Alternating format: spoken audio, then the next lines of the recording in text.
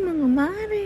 Kahapon nga galing bayan sina Tita Pei, bumili silang sina Samji. Kaya kinagabihan yun yung uulamin namin. Buti na nga lang, walang moryot itong bata kaya andito lang siya sa stroller habang nagluluto ako. Buti na nga lang, saktong pagkatapos kong pagkain, doon siya nagmoryot. Tapos, nung alas 3 ng madaling araw, nagising siya, wala na atang maitulog. Kaya, naglaro-laro na muna kami. Sorry baby, Messi, loy pa mo kayong cellphone. Maayos naman yung tulog niyo mga mare magdamag kaya nung alas 3 nung wala na siya maitulog, nilaro-laro ko na muna. At ayan nga, katabi pa nga namin yung matandang pusa namin, si ate. Alas 4 na nga mga mare, hindi pa nga siya inaantok. Dati nga pag ganitong oras, binibigay ko na siya kay Papa Choy, kaya lang hindi na din ako inaantok, kaya ako na nga yung nagbantay sa kanya. Pakalaki pa mo niya yung butas ng ilong niya, kaya yan, nakita ko yung kulangot niya. Kaya kahit madaling araw, tingnan nyo naman, nag-aalis ako ng kulangot.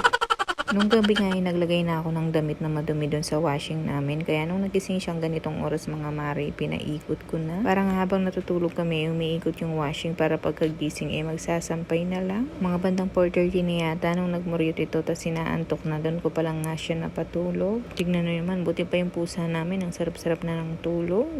Pagkagising nga mga mare, agad nga sinampay ko na nga yung nilaban namin. Tapos nga nung bandang alas 7, nahabol namin yung araw, kaya yan, pinainitan ko muna itong bunak na ito. Hindi ko na nga todong tinanggal yung damit niya, pinaklitaw ko na lang yung likod niya dyan para nga maarawan. Buti na nga lang, hinahabol pa namin yung araw dito. Nagiba yata yung ikot ng araw, kaya madalang na lang lumitaw yung araw dito sa kwarto namin. Pagkatapos ko nga siyang pinaarawan dyan, naghintay lang ako ng konti para nga makaligo na siya. Ayan nga mga mare, ang aga-aga namin nakaligong dalawa dyan. Kadalasan nga late na ako nakakaligo. Ngayon nakalusot ako, maaga kaming naligo. Kaya yan, kwentuhan muna kaming dalawa. Ito talagang batang to, pag nakita niya yung sarili niya sa cellphone, tingnan niya naman, pakatignan niya. Itong kamay na to mga mare, lagi kong kaaway. Paano ba naman pag hindi niya nasubo, nagmumuryot siya. Baka kasi magkalaso siya, kaya minsan inaalis ko dyan sa bibig niya. Kaya lang mga mare, matigas yung ulo. Pinipilit niya nga isubo dyan, kaya lang hindi pa nga sumusunod yung kamay niya, kaya minsan nagmumuryot siya. Medyo inaantok na nga siya dyan dahil nga kaliligo niya, pero nakipagdaldalan muna ako sa kanya. Mas gusto niya kasi nakahiga lang sa kama o kaya sa duyan niya. Pag hinawakan mo na talagang magwawala siya. Kaya minsan yung ginagawa ko, nilalagay ko na lang sa duyan, tapos nilalakasan ko na lang yung pagyugyug sa kanya. Mas nakakatulog pa kasi siya sa duyan kaysa dun sa nahawakan mo siya, nasasaktan yata siya. Abay, pag nakakakita ng kamerang batang to, talagang piniplex niya yung ilong niya. Kaya laging napapansin yung ilong niya pag tinitignan siya.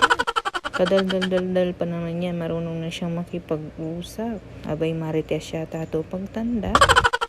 Pagkatapos ko nga pinultak yung tiyan niya dyan mga mare, nilagay ko na nga sa duyan. Maghapon nga yung tulog niya dyan mga mare, kaya moryot ng gabi. O siya mga mare,